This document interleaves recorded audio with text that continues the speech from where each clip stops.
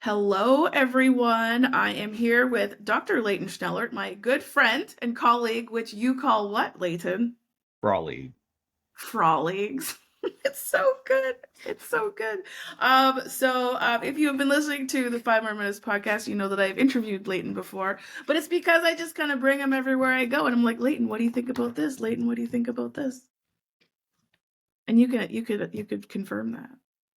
I'm available for chatting, even on a Sunday Anyways, afternoon after grocery shopping with my mom. right? No, I'm like, Leighton, we need to talk in the next 7 days. He's like, okay, Sunday afternoon. But I'm actually I'm glad that we scheduled this after the release of the video. So if you don't know, the 5 More Minutes podcast that we're recording right now is linked to the 5 More Minutes video that was just released. And so originally, Leighton, I wanted to talk to you um, yesterday, but I'm actually glad that we're talking today because there's been some incredible and really, I think, worthwhile conversation around the video on social media that I'd love to talk to you about. But before we jump into that, do you want to do a little like, hey, I'm Leighton, this is who I am? Yes, sure I would. Hi everyone, I'm Leyton, and what would be most interesting here? I'm the child of two blind parents. Um, I'm a teacher. I started as a teacher, and so I was a teacher um, for 30 plus Long now, time. 30 plus years. Not me. I taught Shelley 30 plus years ago. And my teaching career was always a combination of classroom teaching and some kind of support roles throughout my career. Initially middle years, right? That middle years was my beginning and my anchor into secondary and then K to 12. And I was on one of the very first school district based autism teams when I moved to the Ah, yeah. district level. So that was in the 90s. And so it's so interesting how so many of the things that we're talking about are things that we were really, really focused on in the 90s in terms of really engaging with kids in ways that were ecological, that were connected to their places and who they are. And I see, and I remember when Universal Design for Learning really became a thing, and working with my colleague Vicky Rothstein and really exploring that with Pat Miranda, and to see how kind of some of those ideas are pretty central now to all conversations we have in schools about what we're doing on school-based teams, and as classroom teachers, just thinking about who are my students and what can I do and how can I make learning not just meaningful but accessible. Yeah.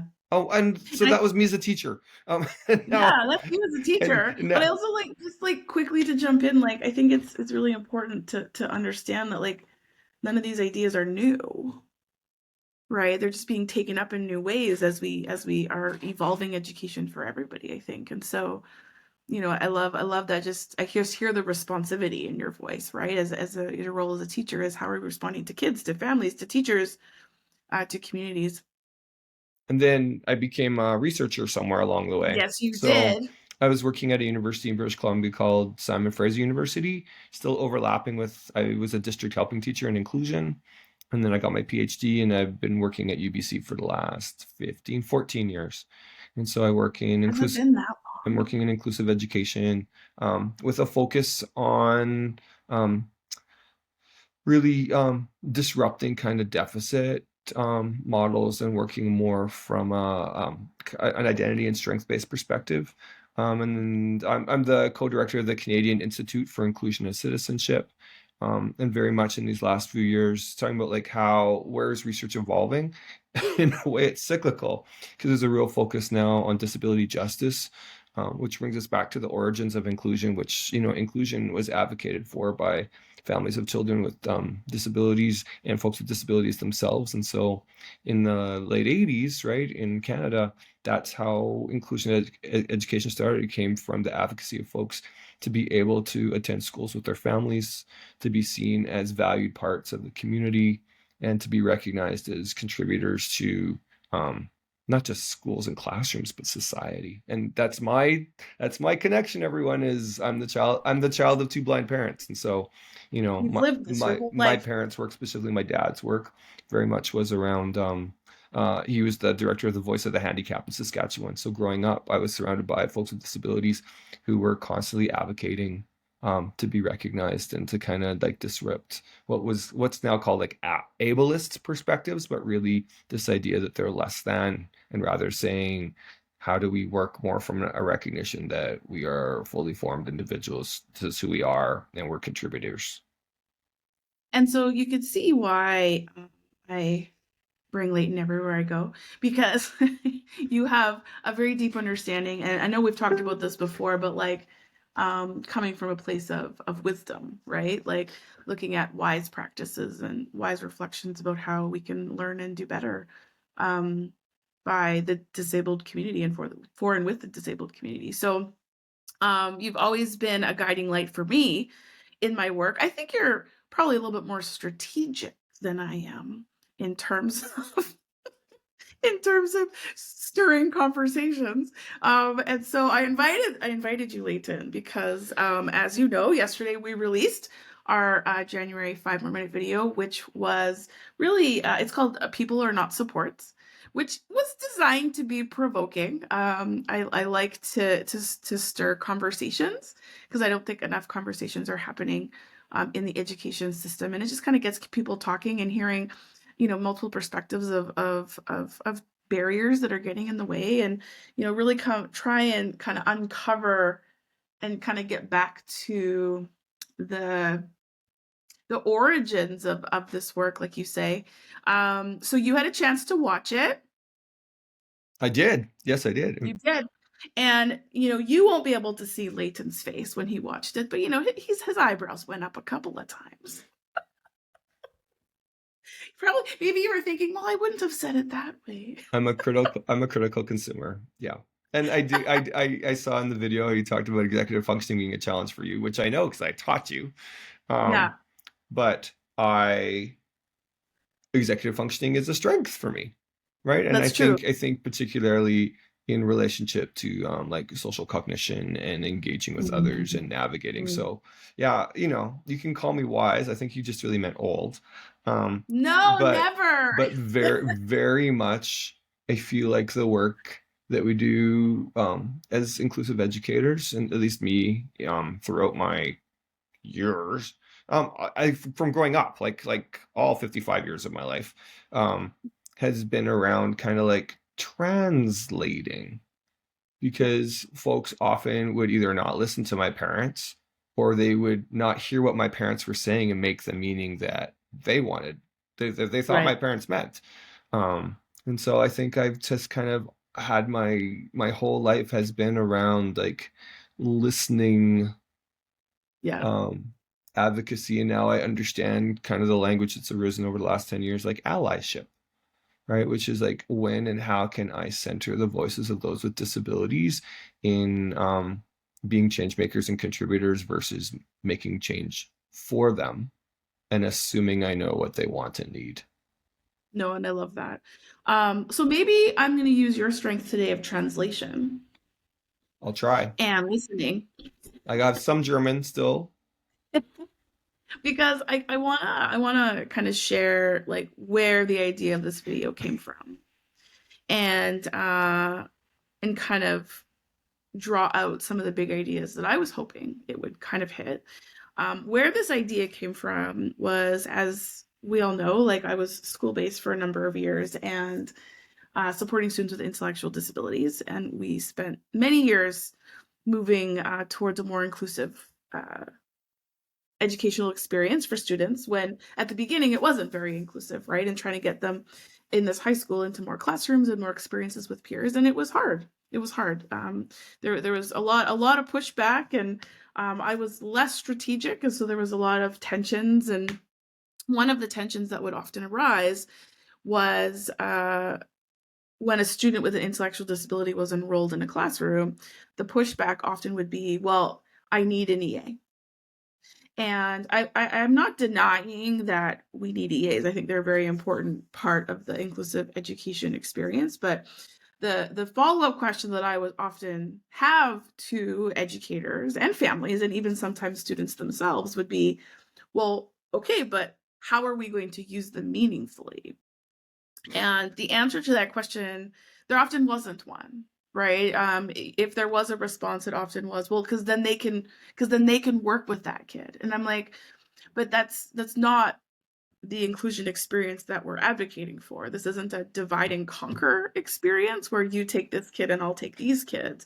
It's, I'm absolutely in favor of educational assistance, but also what's fair to them is being a part of a larger plan. And so I was very critical when people would ask me that, because I'm like, the solution here isn't just to add a body to a space, right? Just like the solution isn't just to so I talk about in the video about the difference between resources and a plan, right? So resources are our people, time, and funding, which we absolutely need, but the importance, and this is one of the big themes, is the importance of articulating what we're using those resources for is where the impact to students come, not just the resources themselves, because there's many resources that are not used in ways that support students or teachers. And so that was where the origin of this came from. And it's not every teacher, but it was a huge tension when I was a teacher trying to figure out how to make inclusion meaningful for students who hadn't had access to curriculum historically. So that's the origin. And you knew me through that time. And so, like it was frustrating,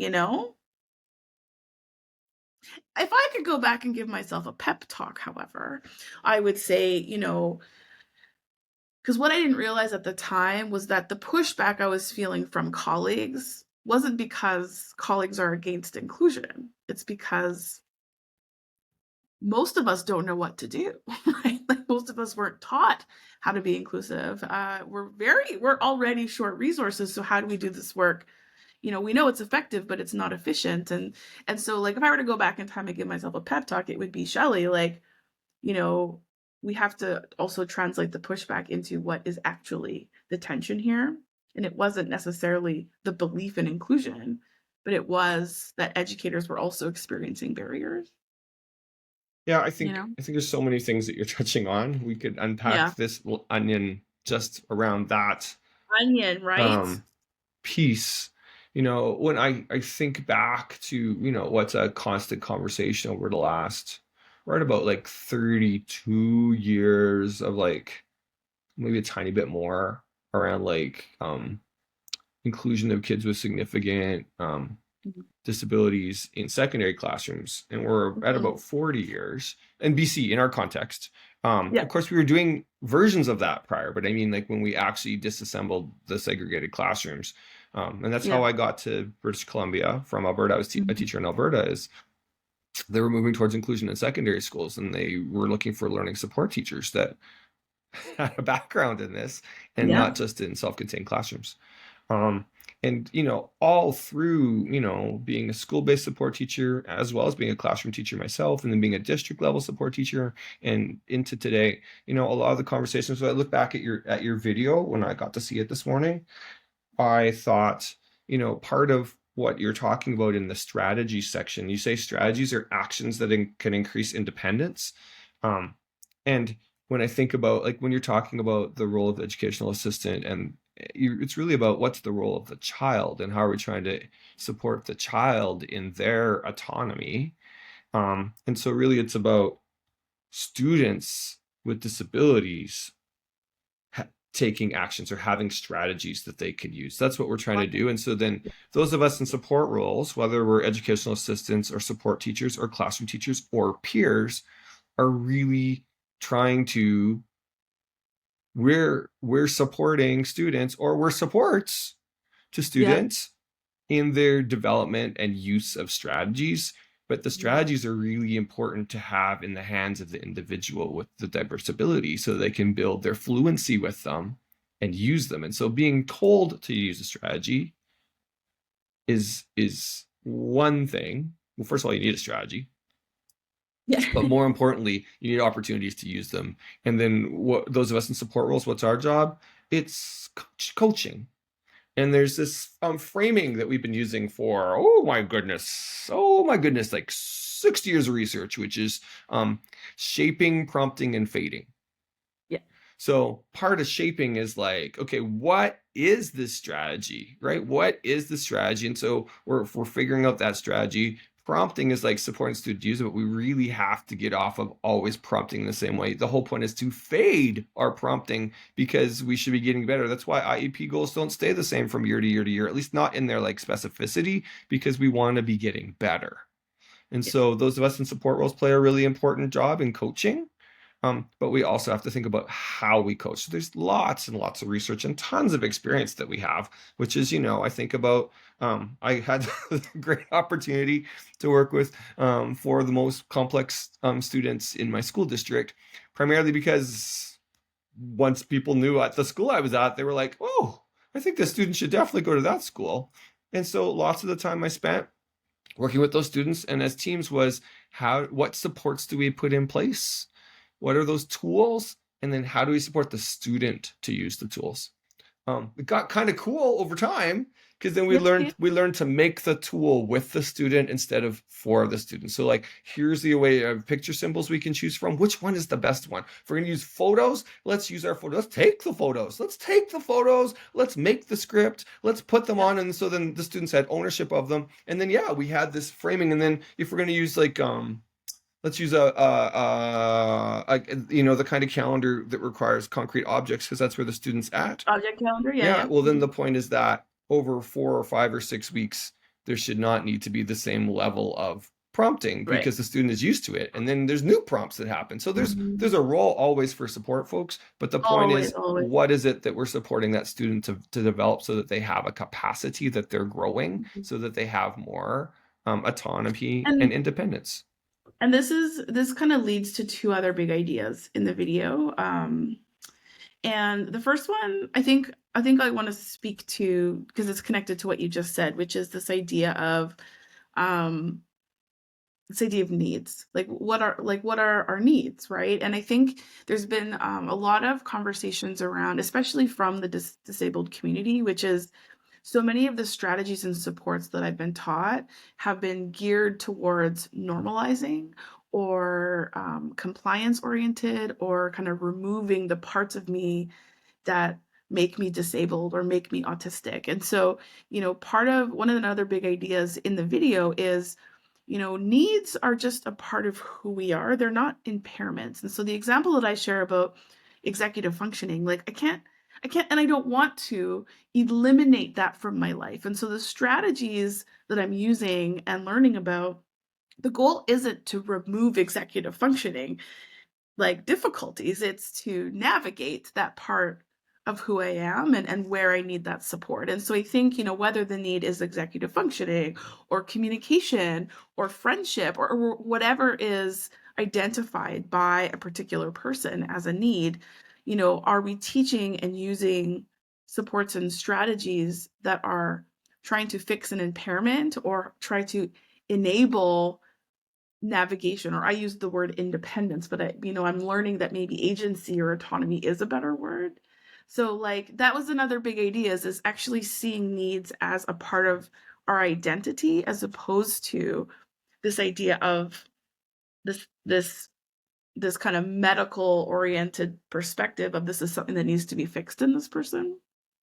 How long is this podcast going to be? We have I so mean, many things that we could talk about there. there's so many things. There's so many things, but Um, I know that like this is really starting to get into conversations around disability justice yeah. and so that's kind of my next kind of question to you is, how can we connect this video to help conversations start around this idea of shifting to that more needs-based conversation as opposed to that deficit-based conversation? Well, there's two big things here that I could pick up on. So one Yeah. is around the disability justice conversation, which is a Yeah. newer conversation, Yeah. or at least articulated by folks of color with disabilities. Yeah. And then the other is probably around self-determination, because that could maybe Yeah. help us work with the language. Yeah. So in terms of a disability justice perspective, this comes from Sins Invalid. So these are folks with disabilities, including and specific to, intellectual disabilities and developmental disabilities. folks of color, and their work is very much as taught, and also Lydia XYZ Brown. And so all of this work really is the notion that we need to engage with folks with disabled identities, by recognizing and supporting them to use their voices and the voices they have, and also to have respect for their wholeness, and that they want to contribute, and um, they want to be recognized as contributors to society, and then to extend that to classrooms, just this recognition that the voices of folks are really central important. So how are we not changing someone's identity? Now I'm going to bridge that if I can. I realize you're going to Yeah. chop this up a bit for your podcast. But if you bridge that then to components of self-determination, we do know that students with disabilities who are successful into adulthood are self-determining. And so you could take these two ideas and connect them together, which is like voice, nurturing, recognizing, valuing voice, allowing those who are from the disabled community and those with disabilities to centrally have a voice in like what's going on. And then, earlier you're trying to tease apart a little bit around like, what do you mean by needs? Part of this would be like, who decides what's worked on? And when and where possible, when the disabled person says, I want to get better at reading, or I want to have more friends, or I want to stay in the classroom longer, or I want to take chemistry, that makes my soul happy. Then we're like, okay, so that's a goal. They're part of goal setting. And so self-determination theory kind of has these four big domains that comes out of research with folks with disabilities, significant disabilities. And Waymeyer and Agren and Hughes, way back in 98, identified these kind of four areas. And one of the areas has to do with students need opportunities for goal setting, to see themselves attaining goals. So like to notice, to actually like do some of their own noticing, like what are you noticing is working and what else do you want to do? It sounds like the core competencies very much. And so it's really giving folks with disabilities opportunities to be part of the what's the goal, how's it going, what do you want to do around that, what's your next step. And for somebody who's nonverbal with quite a complex need, they can be pointing toward those things, but it really says, you want to cycle back to the conversation about like the role of educational assistants and support teachers and classroom teachers and peers, once we know the goal and we've got some strategies, we're constantly giving those folks opportunities to practice them, trying them, self-assess, saying where we're going next. Now, another domain, this is the other language part you're talking about, really has to do with independence, risk-taking, and safety. So this deep research really talks about that the goal is to have more and more independence. My mom would like to be able to take her trash can out to the lane. And she's getting better and better at it. But it snowed this week and she got lost. But she spent 20 minutes trying to find her way back before she called my spouse and said, I can't find my way back to my garage. They all feel the same. And so that's my mom having some independence, taking a risk by taking out the trash, but also calling when she's like, I'm in the middle of the alley. This doesn't feel safe. I need some support. And so that allows her to try that out. And what that's developing is a personal sense of efficacy. Right. And so you need to be able to try using the tools that you have with access to people who can support you. But really, it's about being able to try, notice how it's going. And that gives you an internal sense of control. And folks with disabilities often don't get to feel that sense of personal control because they don't have the opportunity to take the risk. So these things sorry, Shelley, I'll just finish off by saying all the things fit together. And so I think that's why I wanted to talk about all that language together, because independence is absolutely, we want to increase our independence as individuals in the world. We need tools to do that, but we also need coaching and support to do that. But we need to have the opportunity to take risks and try, but within safety, where we're developing independence by setting goals, trying them, working on them, seeing how we're doing. And we have to be part of the self-evaluation of those things, not just be evaluated. Right. And this is perfect transition because my next question is about this word independence. Because like as you speak to independence, that's kind of like, you know, how I aligned my own understanding of it. Do you know what I mean? Like, how are we increasing opportunities for individuals to be independent? And I love that, like, and taking risks, right, within a safe place. But when I think of the word independence, like, I also know that like one person's version of independence might be totally different than another person's version of independence. Like, I can understand there's nuance there, but I do agree and think that independence is something that and all people can achieve in some way. But one very valid and interesting comment that came up after this video was, you know, the kind of the difference between independence and agency, or independence and autonomy. And the reason why it came up was because often that term independence is used as not an individual definition of independence, but like looking at, well, what should a typical person be independent in, and then comparing someone to that. So like if you're looking at like just like a neurotypical person, what it means for them to be independent as a grade 10 student, like that could be very, very different than what independence means to somebody else. But if we're using that neurotypical standard of what it means to be independent, we start to hear things like this. Well, your child isn't independent enough to be here, or they need to be more independent in order to be here. So it becomes almost like a readiness indicator. Or the other thing is we want your child to be more independent, therefore we are taking resources away.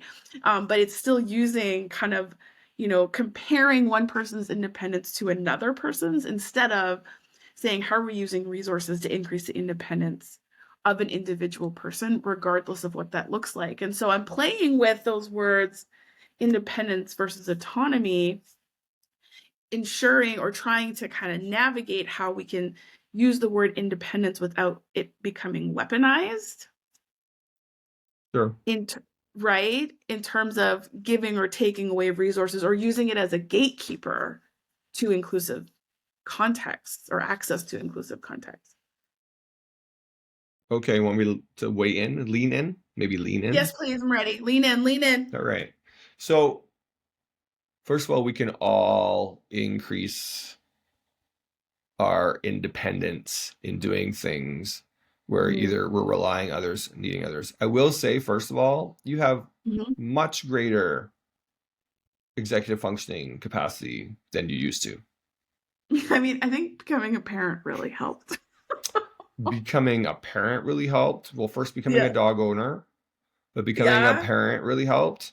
Meeting my wife. Yeah, like being in a relationship with Jessica, she's not going to be like, I'm not doing that for you. Totally. But she also is realistic on like what you are going to do. Yeah, no, it's true. But you know, when we think about independence, it's about Yeah. increasing independence and decreasing dependence over time. So let's get a little Russian here and bring in some Vygotsky. You know, like Vygotsky in theory has been around for ever. Well, 100 years for sure. At least, yeah. But we think about the zone of actual development and the zone of proximal development.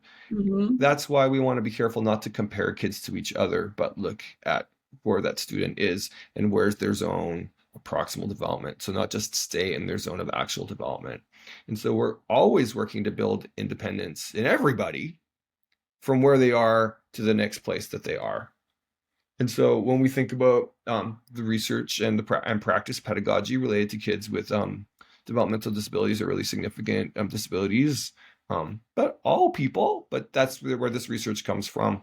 We're really thinking about, you know, where are there opportunities for choice making, where are there opportunities for decision making, and where are there problems for problem solving. And so when we really think about that, we're talking about independence as being able to move forward where you are to the next step that you're at. So it's not a readiness model. It's this idea that we're always growing our independence, but there's also interdependence as well, in terms of, you know, we are interdependent people. It's just this idea that someone doesn't do it for me, but someone is supporting me to do it for myself wherever I'm at. Can I jump over to autonomy now? Yes. So autonomy comes from another theory cluster related to self-determination, and that really comes in from self-determination as a theory of motivation. And so there is where you get to the three basic psychological needs: autonomy, belonging, and competence. And so, it's almost like we have to look at these things in relationship to each other versus as this versus that. So we want to feel autonomy, right? We want to feel like we have some power and control. We want to feel that we belong, and we want to feel competent. And so those three things, when we think about us as educators, as we're empowering kids, we're this is motivating. We're engaging them in ways that help them feel more autonomy. We're engaging with them in ways where they feel more belonging or interconnectedness, and they feel more competence. And so it's not like independence over here and autonomy over there. It's this idea that we're always building more independence. It's almost like littler bits, but it's about this feeling of autonomy and this sense of autonomy that we have that's so important to have. And when you have a sense of autonomy, it's very motivating. It's very motivating when it's like, I did that and I got that. I did it. And to be honest, we all have some autonomy. It's just some of the ways that we use it aren't very great. Right. Like, this is going to get me this. Well, unless I have a better way to do that. And we're still going to do this to get that. And so that's why we do shape, prompt, and fade, replacement behaviors, if you will, to be like, oh, this is a more productive skill. And I will belong more if I use this way to communicate than if I use that way to communicate. And so autonomy is like, I feel it. Yes. But belonging is, I don't just want to feel it, but I want to feel connected and accepted. And so those relate to each other. And when you successfully communicate more because you're using a tool that's working better, then you also feel more confident because you got what you wanted, which is that feeling of connection to someone else. Oh, it's all so connected, hey? Yeah. We're like making a whole new terms video right now. Terms Well, I'm just maybe digging down into the translating. what's the iceberg under the water? It's these concepts of what we're doing. But it really helps us understand that we ourselves are not the strategy. We, as in this case, the adults, we are supports to support kids to use strategies. But our role is really important. And that's why the IEP is important too, right? Which is just that opportunity to say, like, what are the goals that we're working on? But we want the students, if the students aren't part of the IEP, then we need to break it down even more to engage with the students, say, which of these three things do we want to try? Which is the place that you want to go?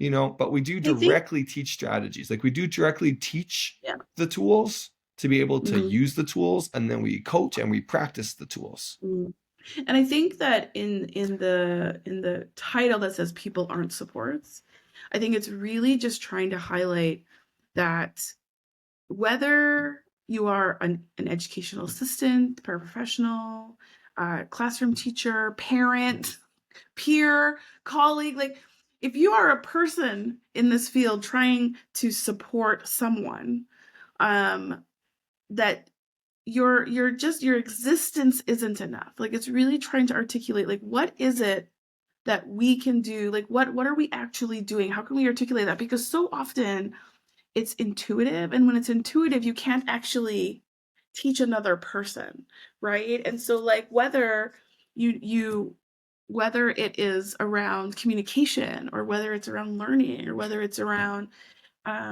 eating, like, whatever it is to really, really be clear around what are the people doing to create the space for students to make decisions and to problem solve and to learn strategies and to try tools. Like, we still need people 100%, right? But it's, how do we articulate it? Otherwise, the other kind of trap we fall into is this student will only work with this person. They're only successful with this particular person. And, racial relationship is so key, absolutely. But even if I were to say, I absolutely need my wife, like she is number one person to me in my life, but there are things she does that are very useful that I can articulate, right? Like she's patient. She offers choices. Like there's things that she's doing.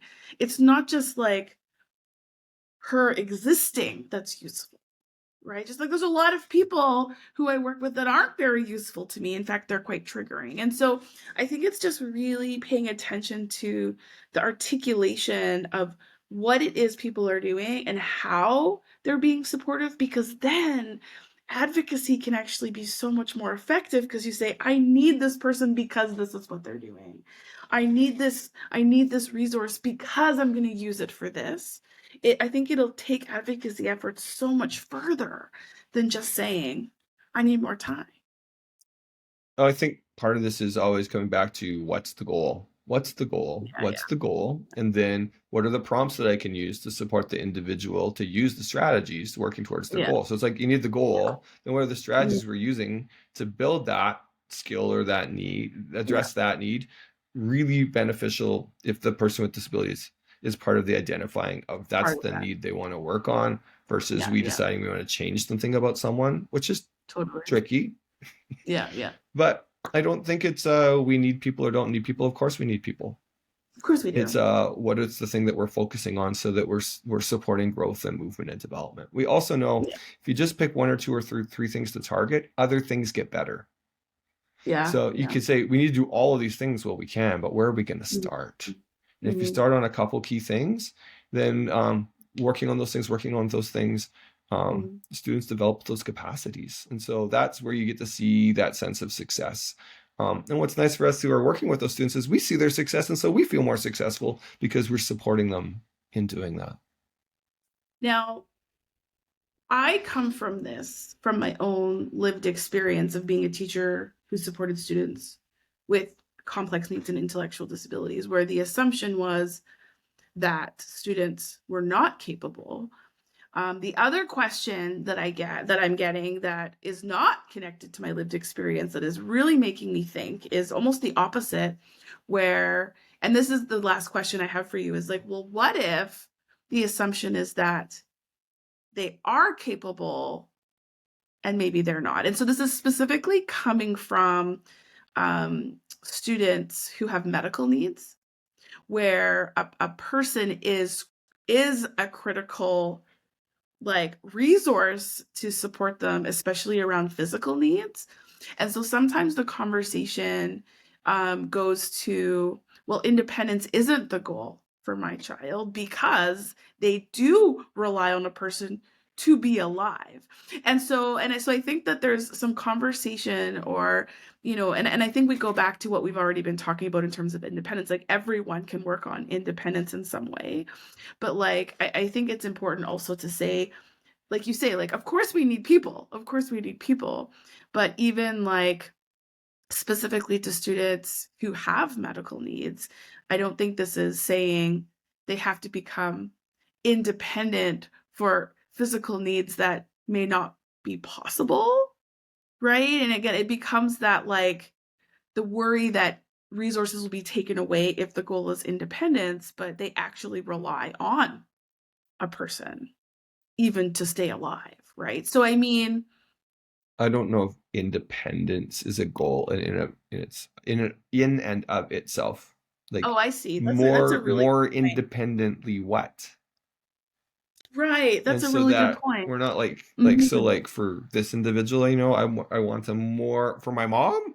She wants to Yeah. more independently take things in and outside of her home Mhm. and not Yeah. have somebody else do it for her or not always have somebody else with her. Yeah. And so she's getting better at that. But there are other things for my mom that she's not like I'm going to go do that. Like her sight is not increasable, Right. Right. Right. but she wants to be more independent in navigating in her space more Yeah. and more independently.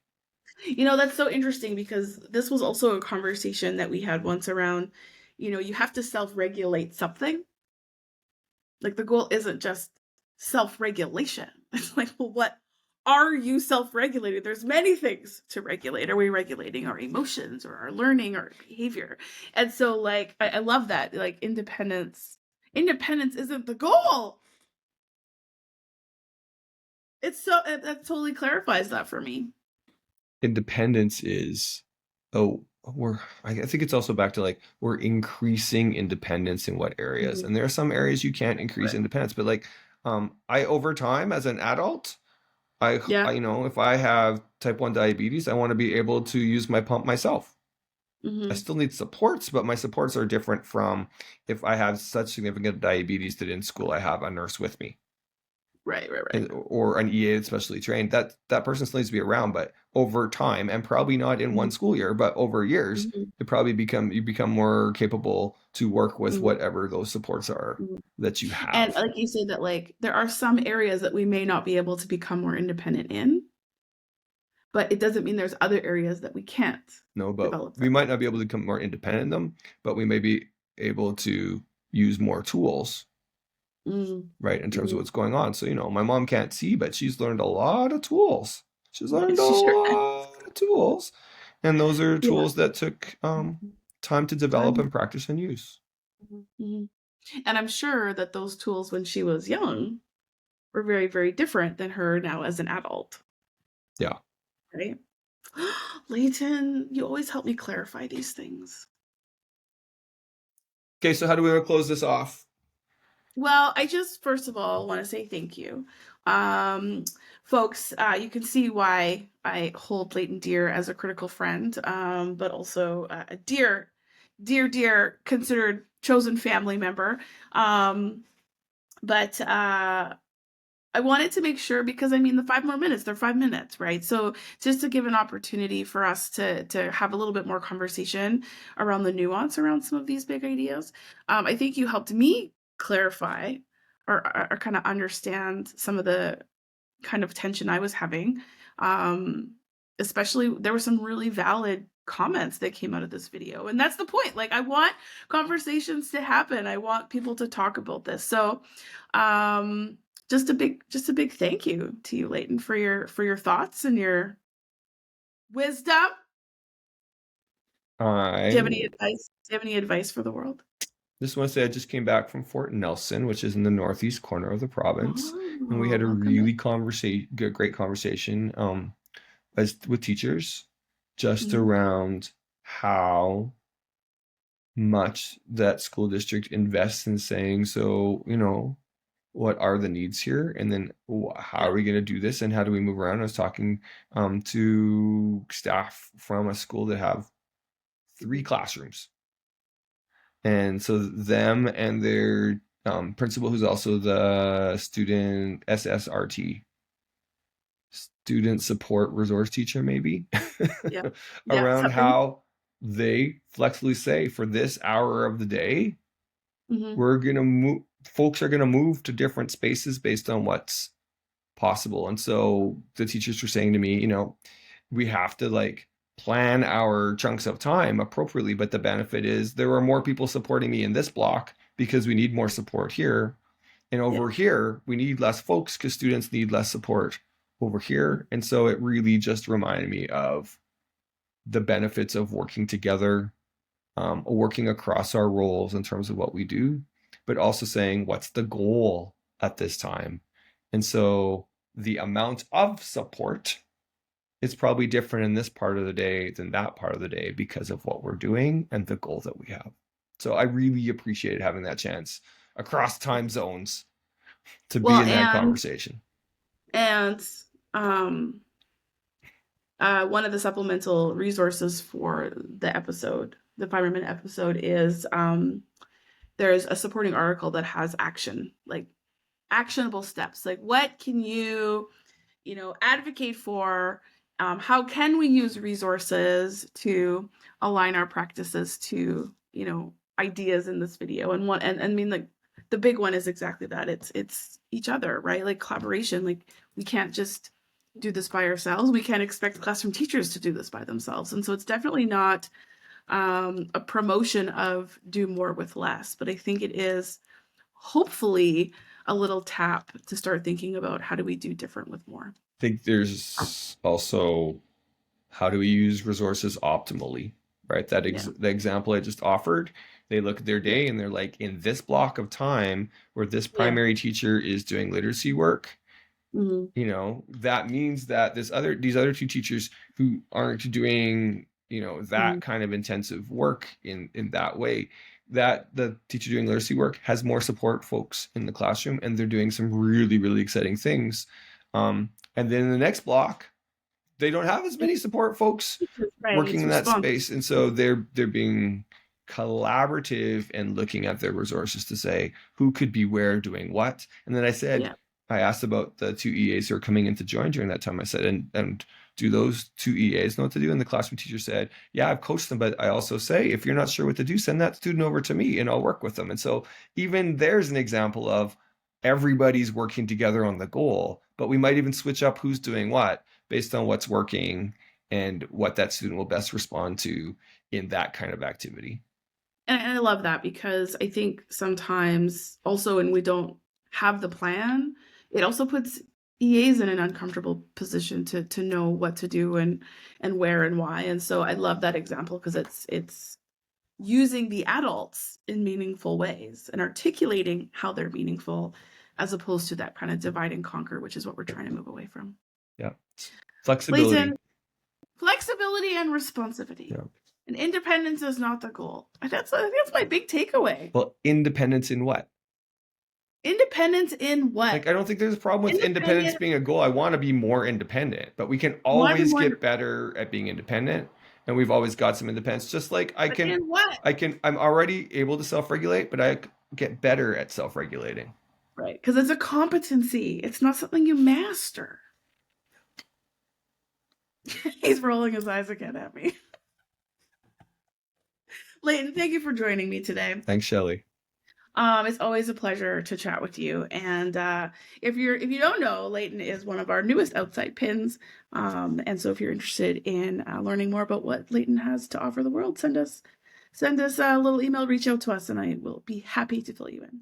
Thanks, Leyton. Thanks. I think I might be the oldest outside pin in the wisest. pin collection. The wisest.